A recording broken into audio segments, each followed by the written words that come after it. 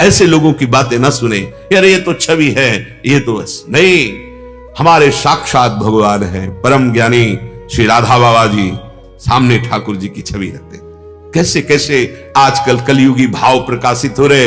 अरे मूर्ति पूजा के विषय में ऐसा तुम्हें मूर्ति दिखाई दे तो तू अमूर्त है क्या? मूर्त से ही शब्द निकलते हैं, मूर्त की ही आराधना से स्वरूप की प्राप्ति होती है। पता नहीं कौन सा ज्ञान। उच्छिष्टामृत भुक्त वही प्रार्थना मान लीजिए, मान लोगे जान जाओगे, जान जाओगे वही हो जाओगे, जानत तुम्हें तुम्हें हो जाए। बिना उच्छिष्ट प्रभु को भोग लगाए कुछ भी कण जिह्वा में न जाए। आजीवन के लिए नियम ले लो, बहुत जल्दी भगवत प्राप्ति का योग बन जाएगा। पहला उच्छिष्ट, खान पान से ही बुद्धि भ्रष्ट होती है और खान पान से ही बुद्धि महान चिंतन करने की सामर्थ्य रखती है। इसलिए कभी नहीं, एक क्षण लगता है। अगर आपके पास समय है तो 20 मिनट भोग लगा दीजिए, समय नहीं तो 20 सेकंड काफी है। भोग ले गए प्रभु, यहां भी प्रभु बैठे, भावना कीजिए मेरे हृदय देश में प्रिया प्रीतम बैठे, ऐसे छवि में दिखाया या विग्रह में अर्पित किया, पा लिया अपनी सेवा में। 20 सेकंड में समय है, 20 मिनट में लगा दो। समय आपको ऐसा लगता है हमें वहां समय से उपस्थित होना, हाँ प्रभु को ऐसे दिखाया, भावना की और यहां भावना कर रहे, प्रभु हृदय में बैठे, पार है, हमारे प्रभु पार है।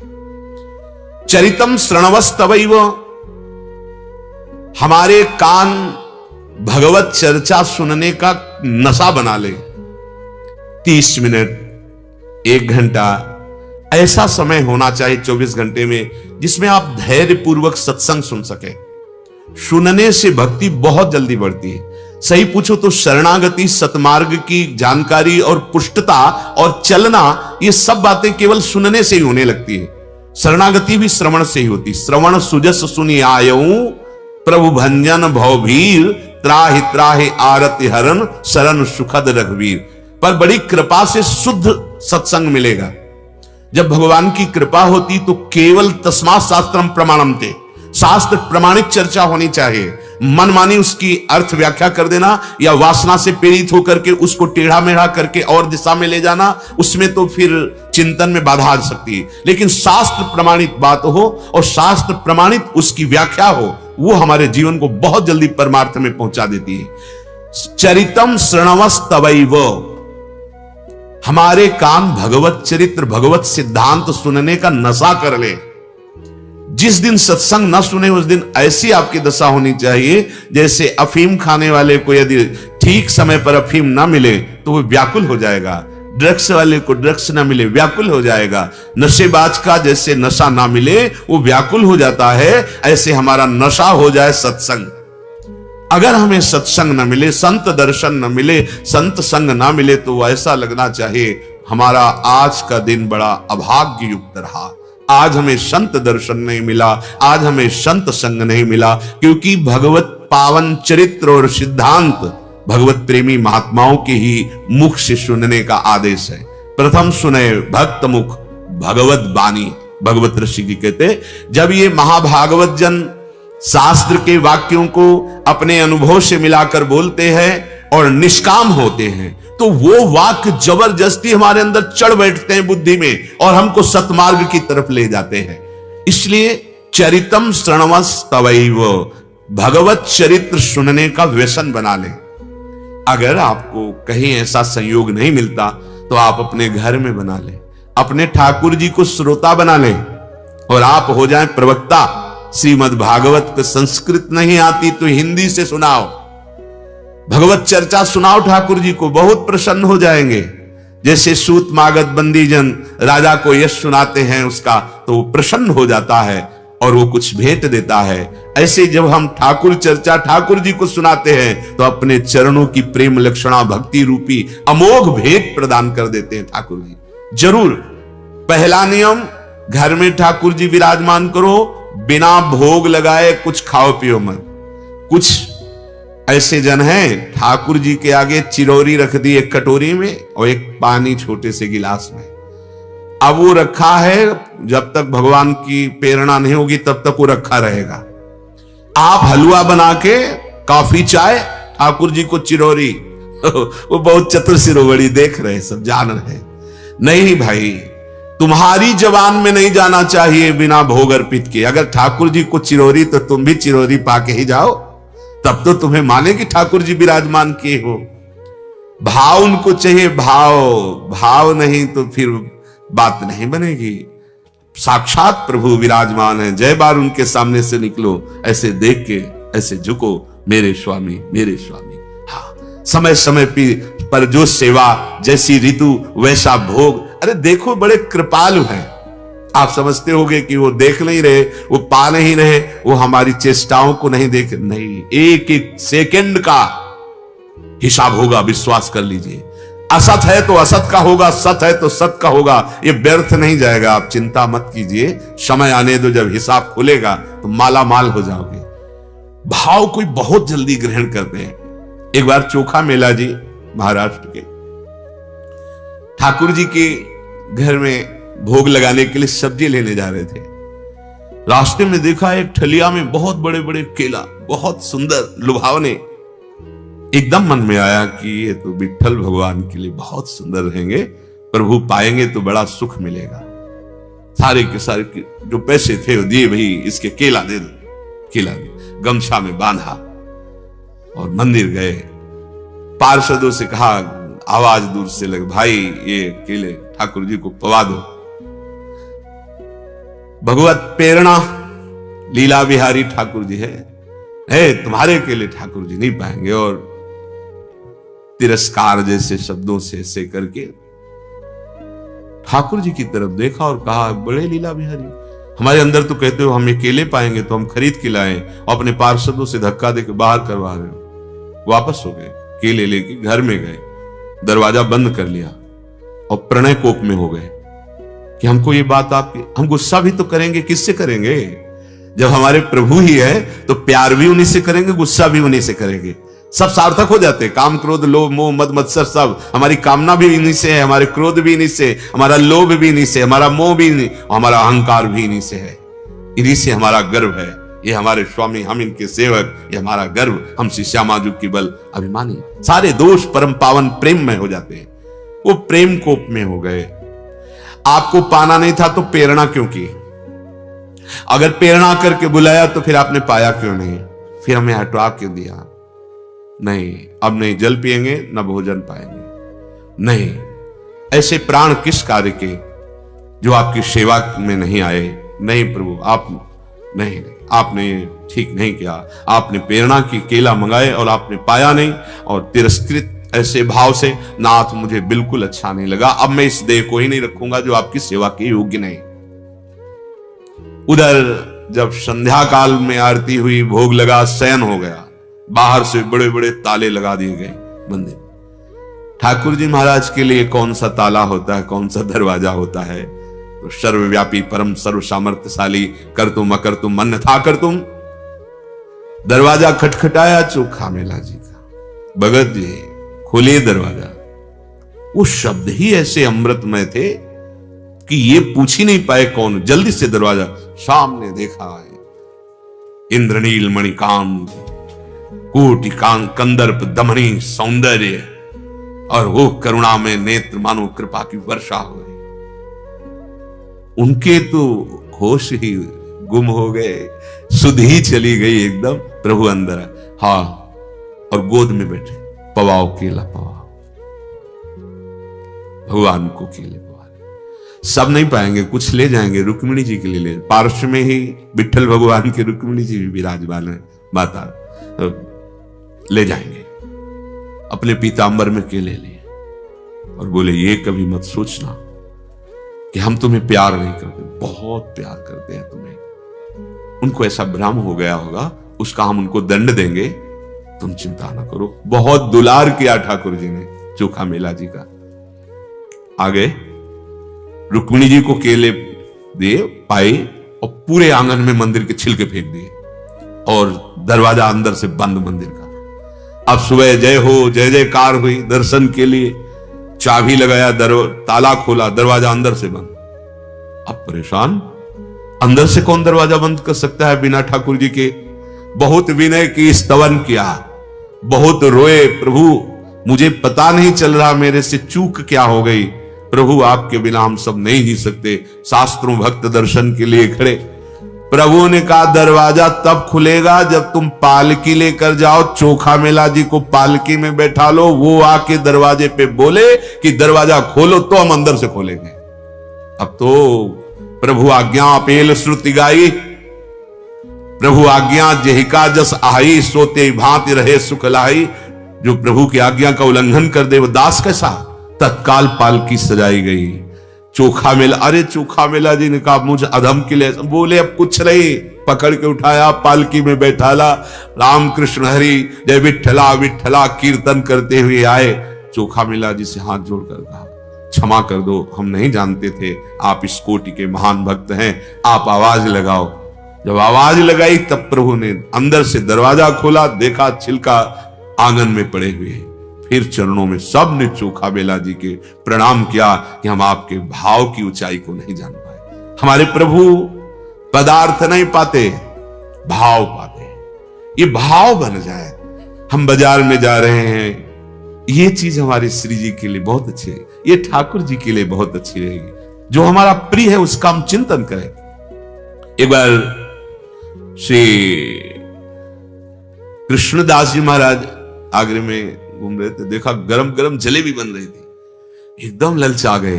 अरे ये तो हमारे श्रीनाथ जी को बहुत अच्छी लगेगी, और एकदम तन्मय हो गए, तन्मय हो गए। इधर पर्दा हटाया, आचार्य विठल जी ने देखा ठाकुर जी गरम गरम जलेबी पा रहे, तो उनका जय जय, भोग तो लगाया नहीं, बाजार का तो भोग लगता नहीं, ये आप कैसे पा रहे हैं जलेबी? बोले कैसे पा रहे हैं? कृष्णदास जी भोग लगा रहे हैं, हम पा रहे हैं। कृष्णदास जी उनको तो सेवा से, बोले आप आचार्य हो, आप हटा सकते हो, हमने जिसे एक बार पकड़ा उसे कभी छोड़ते हैं। ठाकुर जी के देखा, अरे ये तो ठाकुर जी के भोग के लिए पहुंच गई, जलेबी पा रहे ठाकुर जी। ये भाव, भावोत्सवेन भजताम रस काम धेनुम, ये सारे ज्ञान विज्ञान इन्हीं के चरणों से प्रकट होते हैं। जो आचार्य, जो महापुरुष कह रहे हैं बात मान लो। उच्छिष्टामृत भुक्त वैव, जो वस्तु देखो उसको भाव में लाओ, भले आप नहीं खरीद सकते। ये हार अगर प्रभु को पहनाया जाए बहुत सुंदर, पर मैं गरीब कहां पहना। हार पहुंच गया, प्रभु पहन लिए, उसका फल आपको मिलेगा। सच्ची मानिए ये मानसिक सेवा हो गई, आपका बहुत बड़ा भजन बन गया, और आपका मन बड़ा पवित्र होगा, आह्लाद होने लगेगा। ज्यादा बढ़ गया तो रोना भी आ जाएगा। काश आज हमारे पास पैसे होते तो आज ये पोशाक ठाकुर जी को पहनाते, ये रोना प्रेम ठाकुर जी को पहनाते। पहुंच गई सेवा, हमारी दास्ता पुष्ट हो गई। चरितम श्रणवस्तमैव, नशा बना लो भगवत चरित्र सुनने का, नियम होना चाहिए रोज। ये आजीवन नियम रखा जाता है, साधक का स्वयं का होता है।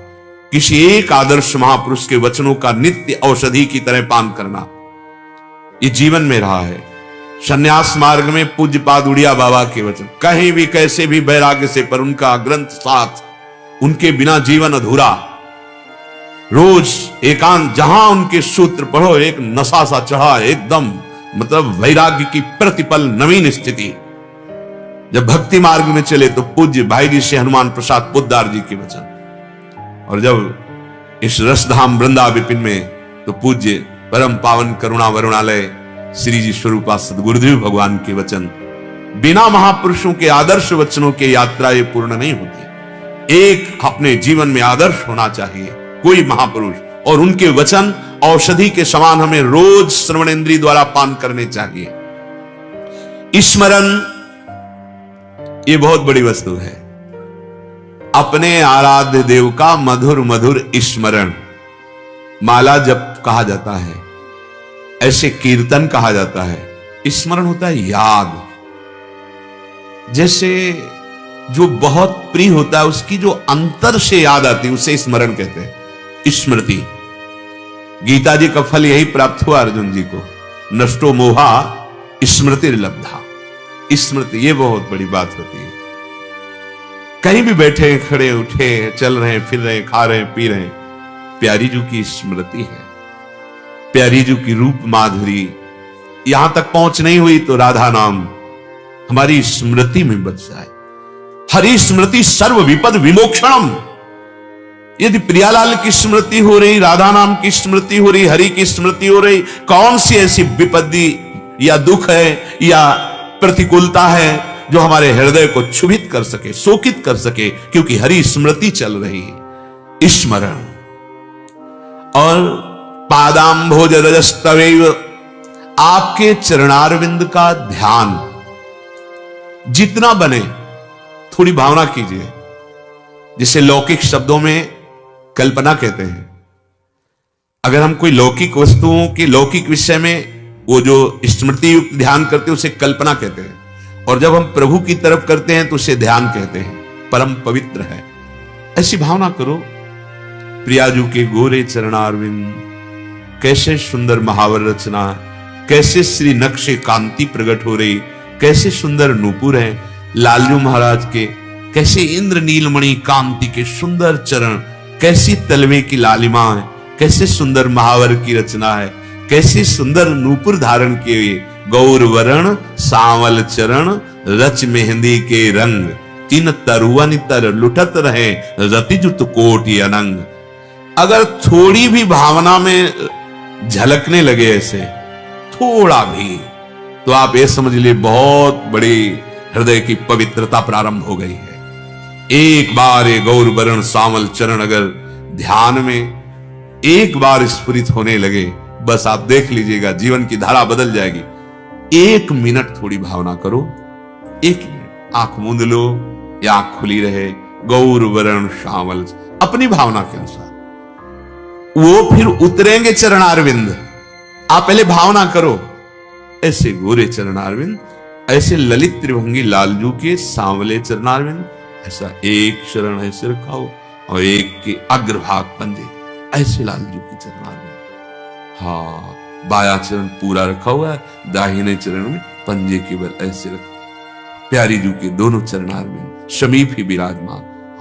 बस जरा सा भी ध्यान हुआ तो आप समझ लीजिए कि बहुत पवित्रता हृदय में, और धीरे धीरे प्रियाजू जब देखेंगे ना ये ध्यान का प्रयास कर रहा है, तो अपने चरणारविंद प्रकाशित कर देंगे। श्री राधिका हृदय स्फुरत में, श्री किशोरी जो हृदय में स्फुरित हो जाएंगे। हमारा स्मरण, हमारा ध्यान पादाम्भोज, आपके चरण कमल, ये तभी होगा जब वृंदावन की रज का सेवन करने लगोगे। जैसे ही हरिवंश अनत सचुनाही बिनुया रज ही लिए, बड़ी महिमा है ये रज रानी। आप मान लीजिए, विश्वास कीजिए, अगर थोड़ी भी शरीर में 1 2 4 कण भी लगी रहेगी तो ध्यान की योग्यता आ जाएगी। नहीं तो जो हम गौर वरण सांवल चरण इनके ध्यान की बात कह रहे हैं, तो हिताचार्य चरण कह रहे हैं, प्यारोढ़ुम क्षमते न यच्छु सुकादि नाम तु यद ध्यानगम। ये बड़े बड़े महापुरुषों के ध्यान में ना आने वाले हमारे प्रिया प्रीतम के चरणारविंद हैं।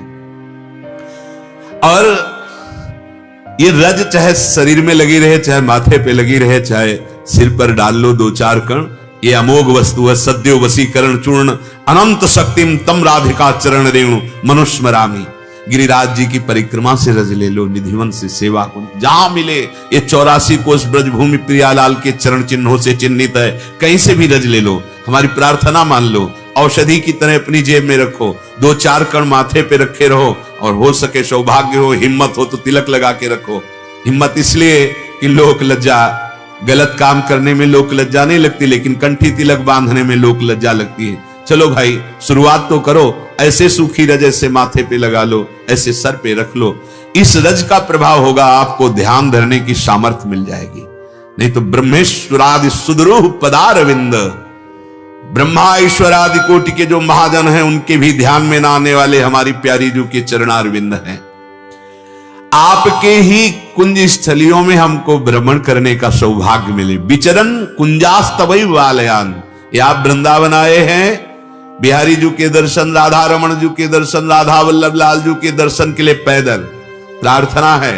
आपकी टांगें ठीक हो, आपका शरीर ठीक हो, तो यहां पैदल चलकर दर्शन के लिए जाए तो बहुत उत्तम बात रहेगी। अपनी दिनचर्या कर ली, इसके बाद नाम जप करते हुए नंगे पैर जाइए, थोड़ा कष्ट सह लीजिए। आप शरीर अस्वस्थ है तो हम फिर नहीं कह सकते, क्योंकि कैसे भी फिर दर्शन करें। पर अगर शरीर स्वस्थ है आपका तो आप जाए। एक एक कदम महायज्ञ मानी जाएगी अगर प्रभु के लिए नंगे पैर आप दर्शन करने के लिए जा रहे हैं। हाँ, सौभाग्य। अगर आपका ऐसा कुछ शरीर है कि आप नहीं, तो आप इस सीढ़ी से पादुका उतार दीजिए, प्रथम सीढ़ी को प्रणाम करके फिर आप चले जाए। कुछ लोग तो ऐसे होते हैं कि अगर रोका ना जाए तो सामने पादुका पहनकर जाने की भावना, ये बड़ा भारी अपवित्र हृदय का लक्षण होता है। हमारे स्वामी विराजमान है, हम थोड़ा सा तो दासत्व लावे, थोड़ी तो दैन्यता लावे। पादाम्भोज रजस्तवैव विचरन कुंजास्तवैव वालयान। ये कुंज निकुंजे हैं। अभी हमारी दृष्टि पार्थिव है तो हमको ये बिल्डिंगें नजर आ रही हैं, जिस दिन श्री जी कृपा करेंगे ये सब कुछ नहीं है, मायामय है। चिदानंद वृंदावन यही विराजमान है। पहले आप इस पर भाव करें, प्रगट वृंदावन का आश्रय, प्रगट वृंदावन में दर्शन। सोचो ऐसा कहां होगा। यहां लाखों की संख्या में शालिग्राम भगवान विराजमान है, हजारों की संख्या में भगवत विग्रह विराजमान है, शास्त्रों की संख्या में श्रीमद् भागवत विराजमान है। सैकड़ों जगह नित्य अखंड कीर्तन हो रहा है, सैकड़ों जगह, और लाखों भक्त, लाखों, ये ब्रज 84 कोश है, भगवान नाम जापक है, लाखों भक्त। पर यहां वो सब नहीं दिखाई देता जिसको तुम देख पाओ। यहां का चमत्कार है आंसू, यहां का चमत्कार है प्रिया प्रीतम के लिए विकलता। यहां ये सब लौकिकता नहीं है। यहां के प्रेमी जनों को पूर्व से लेकर अभी तक आप उनके चमत्कार देखो, अत्यंत दैन्य, बहुत साधारण उनकी दिनचर्या, असाधारण चिंतन। प्रिया प्रीतम साथ डोल रहे हैं और आप पहचान भी नहीं सकते। आप ऐसा भी नहीं कह पाएंगे कि राधे श्याम बाबा, लगेगा ही नहीं कि किस कोटि के हैं। यहां का दैन्य बड़ा स्तर है, दैन्य।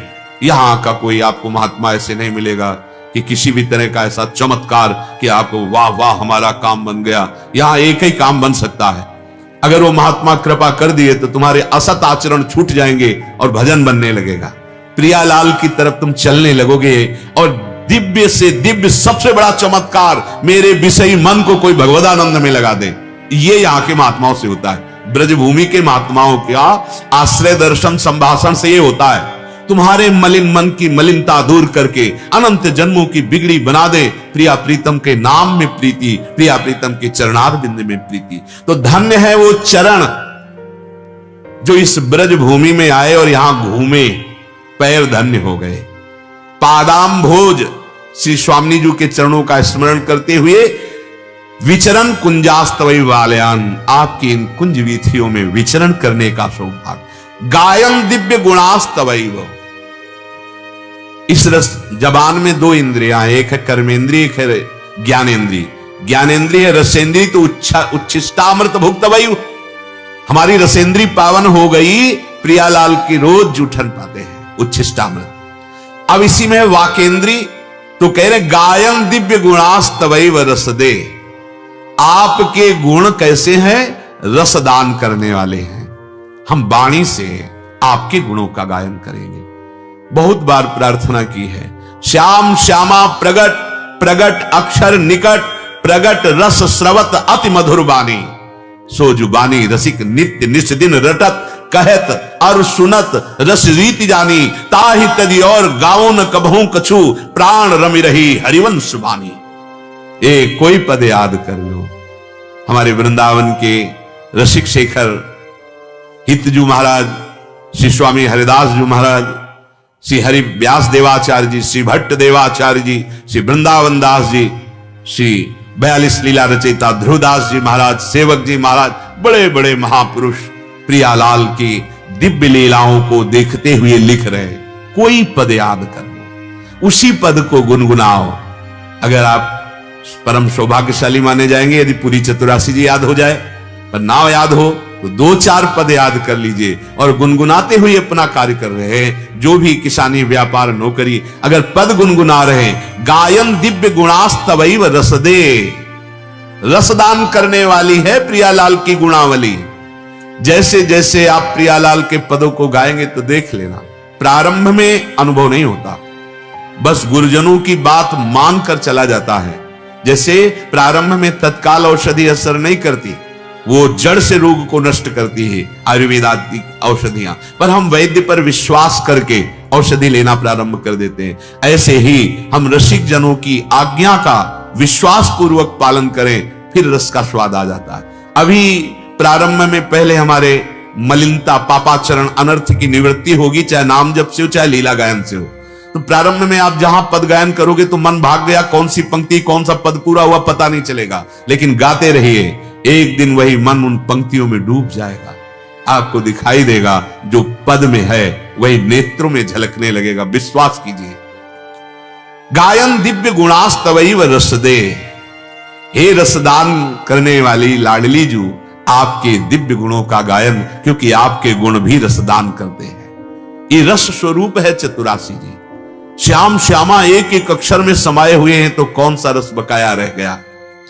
पश्यस्तवैव आकृतिम, ये बात थोड़ा कठिन है। जब आप उच्छिष्टामृत का पान करेंगे, आप प्रियालाल के पावन चरित्रों को श्रवण करेंगे, आप प्रियालाल के नाम का स्मरण करेंगे, चरणों का ध्यान करेंगे, वृंदावन ब्रज 84 कोष में भ्रमण करेंगे, प्रियालाल के दिव्य गुणों का गायन करेंगे, तब ये स्थिति आ जाएगी पश्यस्तवैव आकृतिम।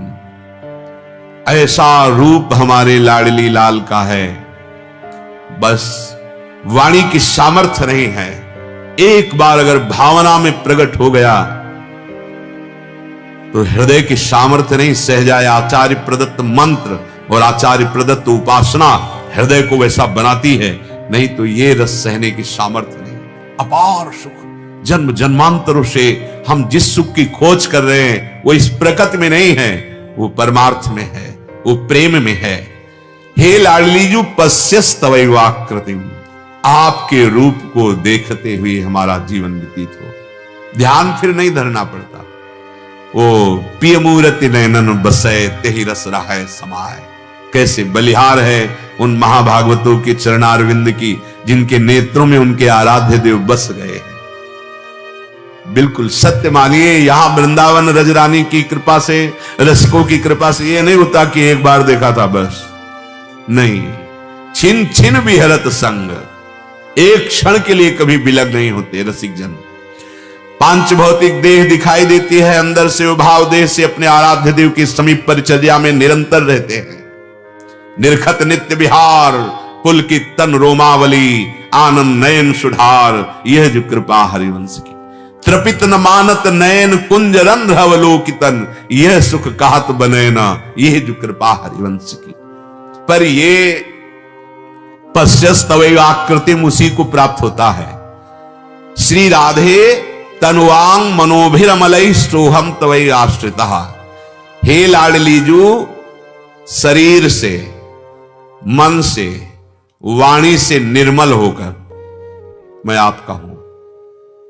क्योंकि जब हम उच्छिष्टामृत पान करेंगे, इनके चरित्र गायन करेंगे, इनके नाम का रटन स्मरण करेंगे, इनके चरणों का ध्यान करेंगे, इनके कुंजों में विहरण करेंगे, इनके गुणों का गायन करेंगे और इनकी रूप माधुरी का पान करेंगे, तो सब पवित्र हो जाते हैं। पहले तनु आया है, शरीर से अमलई, तीनों में अमलई लगता है, तन वांग मनोभिर अमलई, तन से भी अमल, मल रहित। तन का मल क्या है? भ्रष्ट क्रियाएं। बहुत पहली यही सीढ़ी है, अगर इस पे नहीं चढ़े तो ऊंचाई पर नहीं चढ़ पाएंगे। आपका चरित्र यदि भ्रष्ट है तो महापुरुषों के मुख्य वचन वो कह रहे हैं, आप कितना भी साधन भजन करें, आपको अध्यात्म की भूमिका नहीं प्राप्त होगी।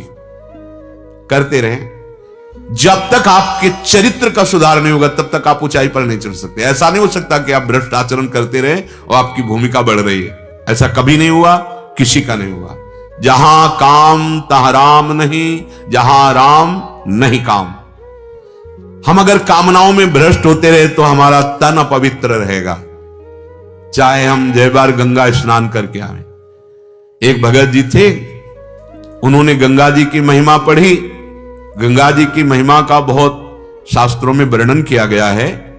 स्नान करना तो बहुत ही बड़ी मंगलमयी बात है, अगर आप 400 कोस दूर से गंगा गंगा यो बुरुयात योजना नाम सतैरपि, सत माने 100, 400 कोस हुआ, सत योजन 400 कोस, 400 कोस से गंगा गंगा गंगा गंगा, तो आपके पाप नष्ट हो रहे हैं। फिर आप गंगा जी का दर्शन करें, गंगा जी का स्नान करें और आपके पाप रह जाएं?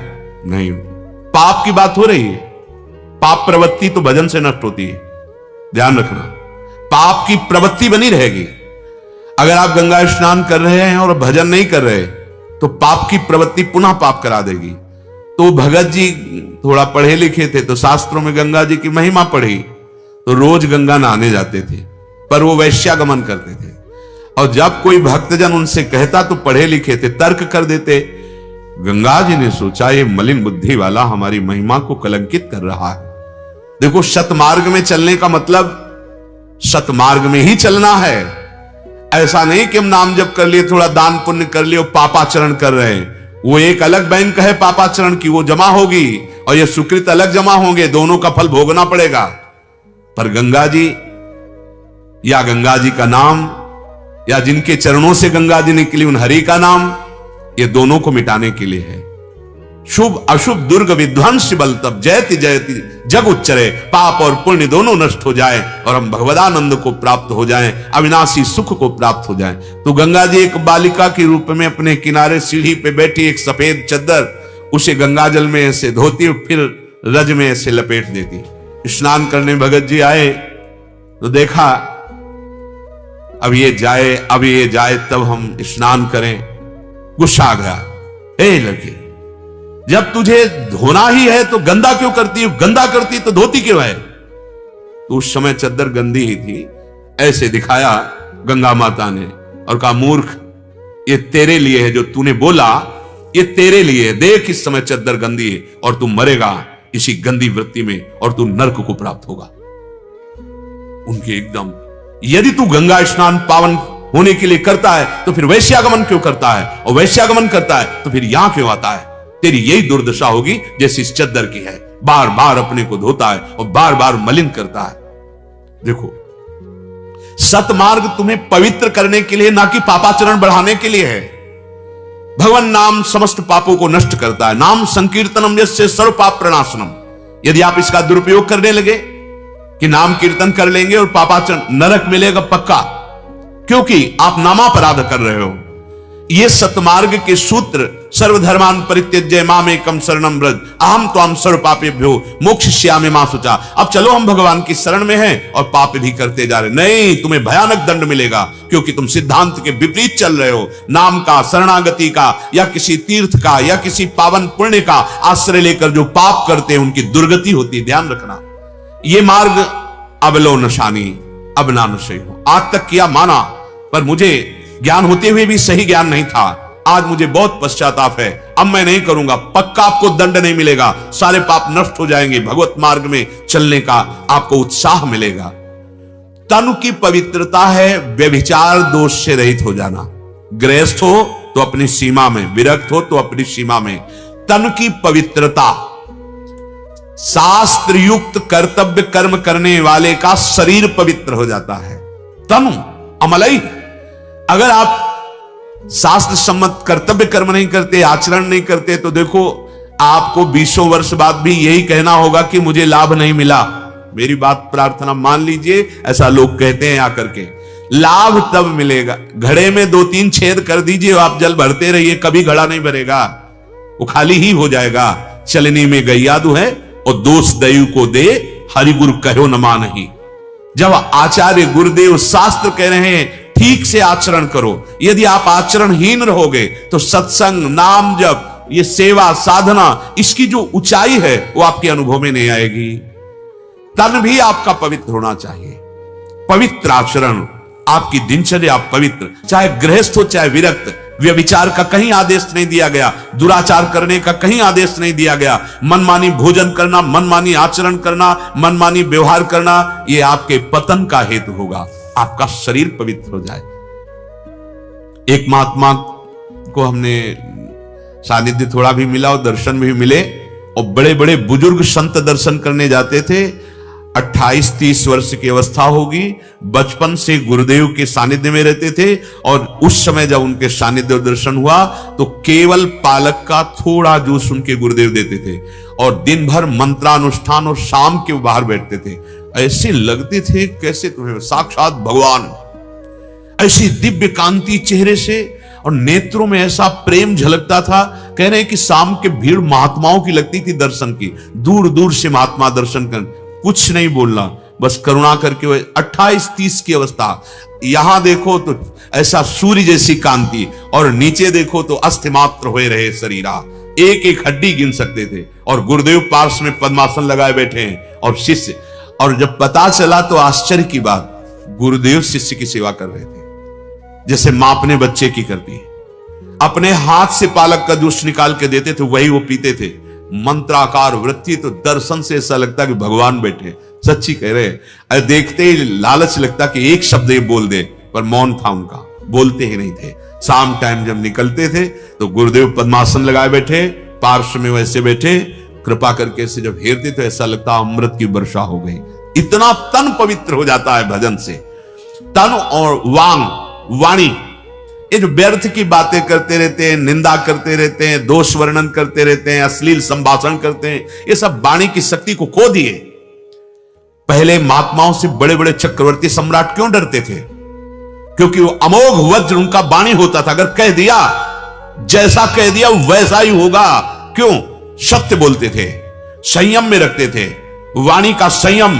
तो जब वाणी खोली तो हृदय की ग्रंथि तोड़ दी, और अगर दंड दे दिया वाणी से तो कोई भी हो, 5 वर्ष के बालक से लेकर के 1000 वर्ष तक का चाहे ऋषि हो, जो बोला वही हो गया। क्योंकि उनकी वाणी, श्रृंगी ऋषि अभी बच्चे थे।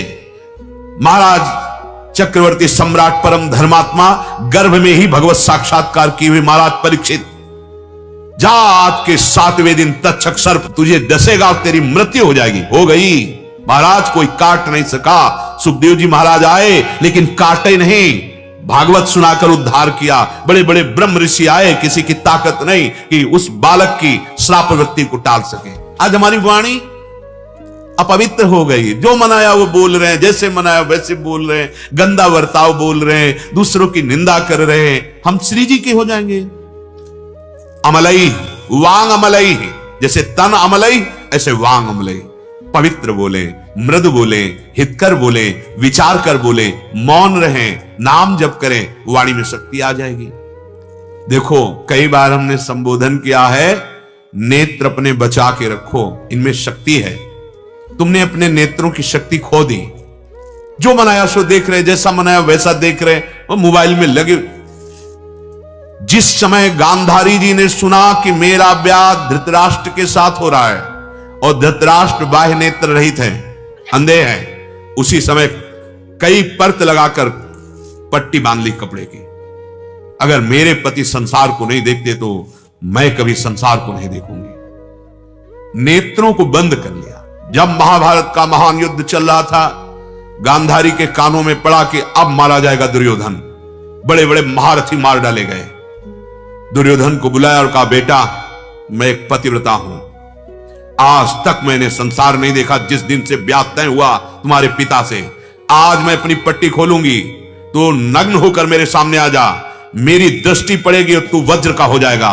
किसी भी दिव्यास्त्र की भी ताकत नहीं कि तेरे शरीर को काट सके। ये कोई चमत्कार की बात नहीं थी।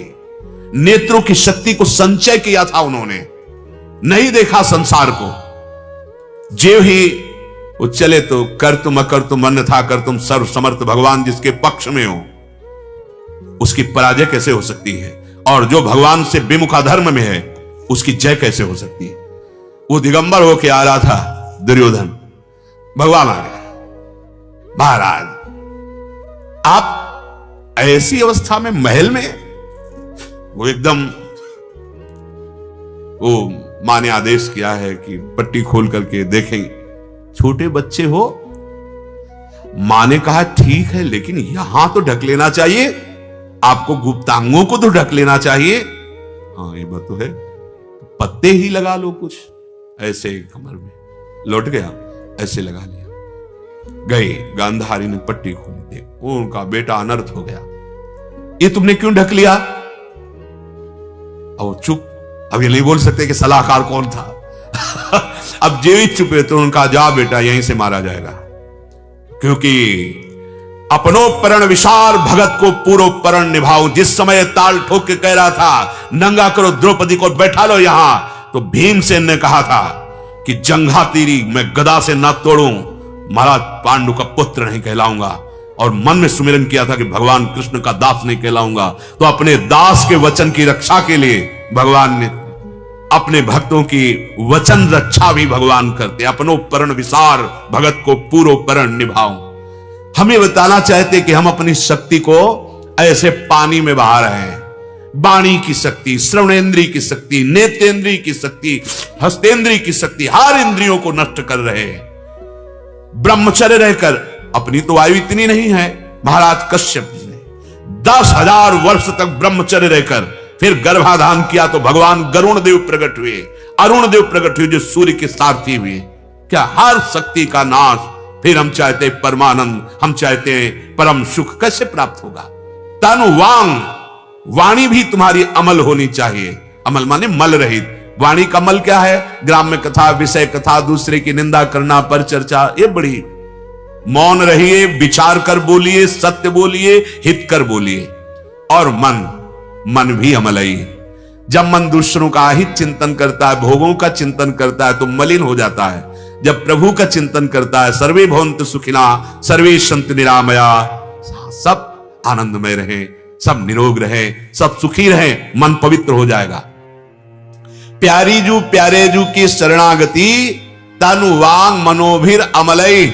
शरीर से, वाणी से, मन से परम पावन होकर सोहम तवै वाक्षिता, मैं तत्व के सहित हे लाडली जू मैं आपकी शरण में। तो श्री सूरदास जी महाराज कह रहे हैं, इही विधि कहा घटेगो तेरो, तेरा क्या घट जाएगा? नंद नंदन करी घर को ठाकुर, आपुन हुए रहो चेरो। अगर घर में ठाकुर विराजमान हो गए ना, तो आप प्रमाण देख लीजिए।